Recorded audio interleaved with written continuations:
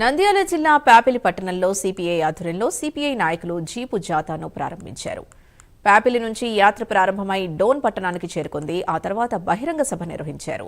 భారతదేశంలో CPI party ఆవిర్భవించి 100 ఏళ్లైందని, ఈ సందర్భంగా ముగింపు ఉత్సవాలు జరుపుతున్నట్లు సిపిఐ రాష్ట్ర కార్యవర్గ సభ్యుడు రామాంజనేయులు తెలిపారు. 2026 జనవరి 18న తెలంగాణ రాష్ట్రం ఖమ్మం జిల్లాలో జరిగే భారీ బహిరంగ సభకు ఏర్పాటుకై జీపు జాథాను కొనసాగిస్తున్నామన్నారు. ప్రజానికానికి ఈ ప్రాంత రైతాంగానికి నీళ్ళు ఇవ్వమని కుక్కని నీళ్ళు ఇవ్వమంటే నీళ్ళు ఇవ్వడానికి వీళ్ళకు చేత కాదు, లేదా పండించినటువంటి పంటలకు గిట్టుబాటు కావాలంటే వీళ్ళకి చేత కాదు. మననే టమోటాలు ఫ్యామిలీ మనం టమాటా పంటలు పడేస్తా ఉన్నాం, ఉల్లిగడ్డలకు రేట్లకు పడేస్తా ఉన్నాం, ఈరోజు కందులకు కూడా పడేస్తా ఉన్నాం. మరి ఏ ఒక్క రోజైనా ఇక్కడ ఎమ్మెల్యేలు కానీ ఎంపీ కానీ ఏమన్నా అడిగారా? అడగలే. ఈరోజు రాయలసీమ ఎత్తిపోతలు బతుకమని రాయలసీమతో పాటు నెల్లూరు ప్రకాశం జిల్లాలకి శ్రీశైలం నుంచి నీళ్లు తెచ్చుకుంటా ఉంటే ఆ నీళ్లను కూడా ఈరోజు రాజకీయం చేసి ఆపేశారు.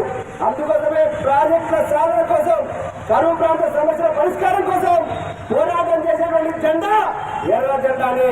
ఆ ఎర్ర జెండా మీద మనం ఖచ్చితంగా పోరాటం చేయాలి.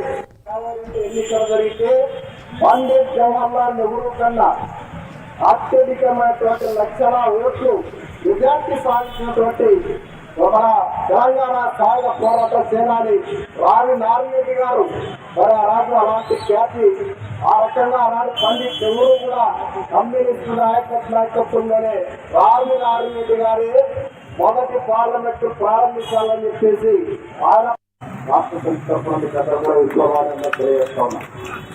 ఈరోజు మనము దేశంలో 100 సంవత్సరాలు పూర్తి చేసుకున్నటువంటి సందర్భంగా ఈ దేశంలో స్వాతంత్ర్య పోరాటానికి ఏమాత్రం పాత్ర లేకుండా మనమంతా కూడా మన వాళ్ళంతా కూడా మన కమ్యూనిస్ట్ పార్టీ అగ్రనాయకులంతా కూడా